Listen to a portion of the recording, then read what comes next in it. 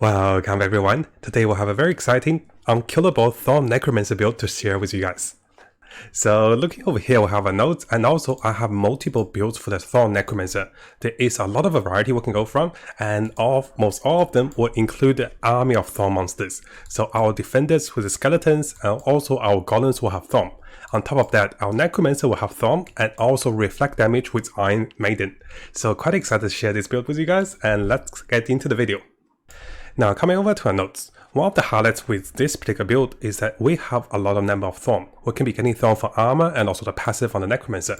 And the focus of the build will have an army of Thorn monsters which will provide us with additional damage, and they will deal more damage as well. We'll be reflecting more damage, and also we can deal additional damage with Decrypt and also dealing additional damage with Overpower, because we'll be focused on life gaining and also Fortify and also higher life. Having damage dealt through Overpower, which is guaranteed with some of the passives you will see very soon, can be very good. We're also very survivable. On top of that, our build will be picking up Blood Orbs, which will provide us with lower cooldown and also extra summons and also extra potions and also extra effects. So coming over to our build. Over here I have made 4 different skill trees to show you guys different variation of the Thorn build for the Necromancer. Some of the aspects will be very similar, some other ones will be a little different. So I go through the build with you guys and make sure to check the links below to see all the different builds. So firstly, coming over to the Book of the Dead, what you're going to see is there will be 2 Thorn passives for your monsters. One is with the Skeleton Defenders, and here you'll be having 50% Thorn that is shared from your character to the monsters.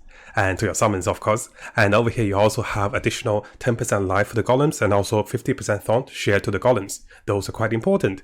You also get 15% increase to the shield barriers, and also you also have a taunt with your golem. As for the skeleton mage, our major focus will be focused on single target damage. Because we wouldn't have problems dealing with a lot of monsters, our problem is dealing with single bosses. And over here we'll be going with a bone mage, which allows them to sacrifice their life to deal more damage. And if you summon and have them before the boss, and if they survive for 5 seconds when the boss comes, they will deal 40% damage, which is really good. Now coming over to a skill tree, we'll be going with Hemorrhage. Hemorrhage will be providing us with additional Blood Orbs, and also Hemorrhage will provide us with additional Essence and with Blood Orbs and also Fortify. Those are very good for unkillable Necromancer that can use his Overpower for additional damage. And we'll see the next part, both works very well. We'll be going with Blood Surge for the Necromancer for survivability and also additional damage.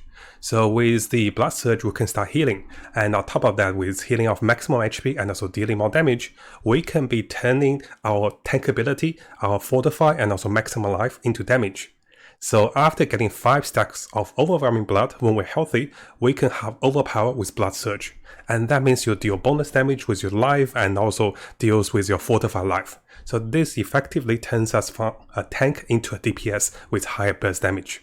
Now over here we also do have the Codex for the Blood Surge, which means you can deal additional damage with a short delay, which is actually really good as well. And we can also craft this one with the Codex. Now as we move over to the Macabre section, we'll be going with Blood Mist. So you can see the first particular variation of this build will focus on survivability and also will focus on Fortify. Blood Mist will provide us with invulnerability and also a bit of healing. And here we have a bit of the reduction to cooldowns that we have a skill that grants Overpower, which works very well with the Blood Surge.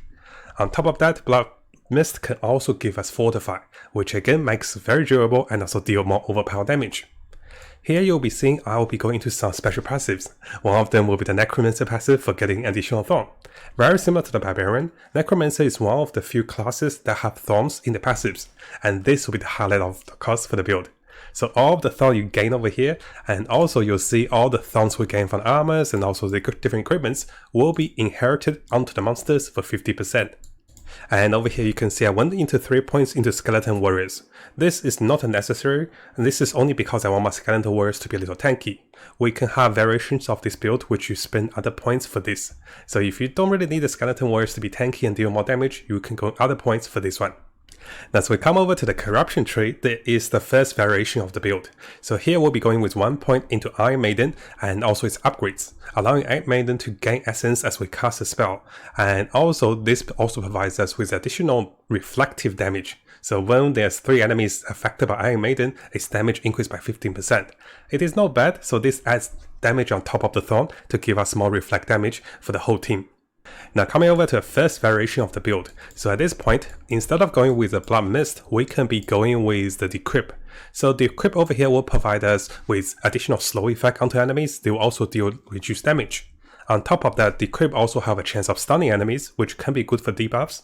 And also it allows our character and also minions to one-shot enemies below 10% HP.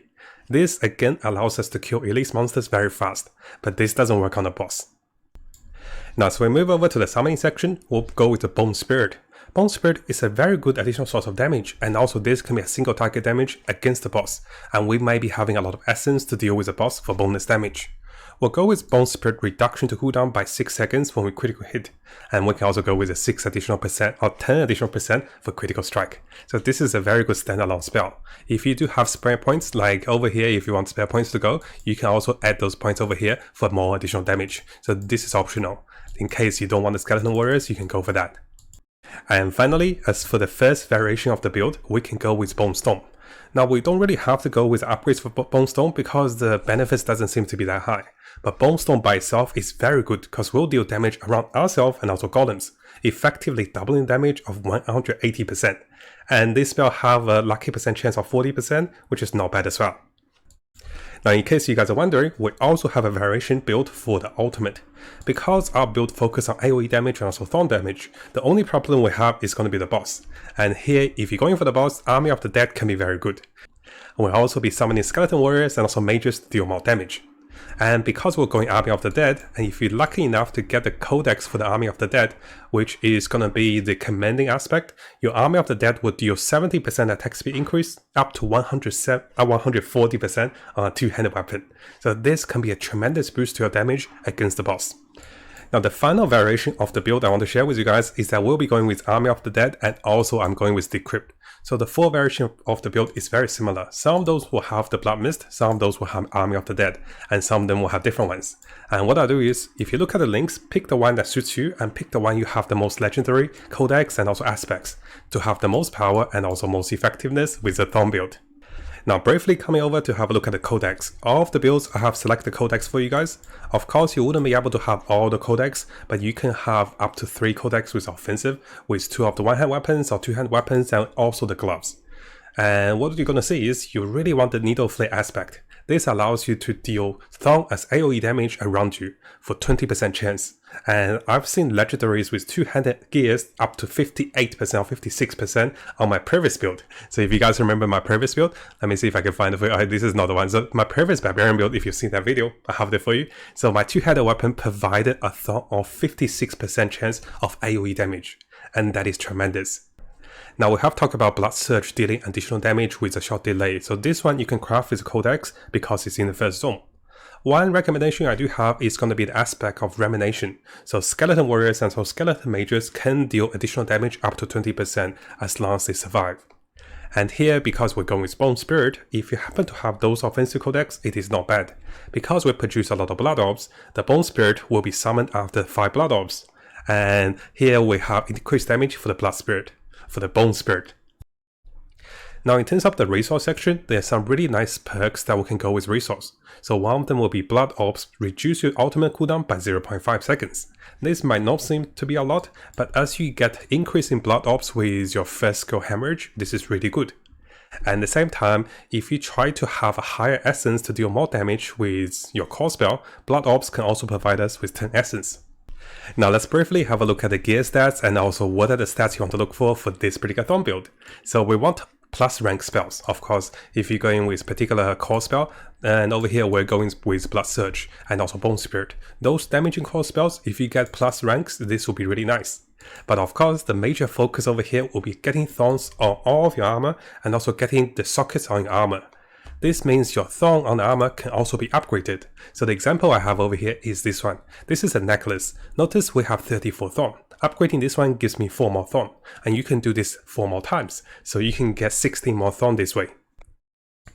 And similarly, if we have Thorn slotted into the armor sockets, we get 39 Thorn each for the upgraded gems. And this is really important. So those will be the highlights for the build.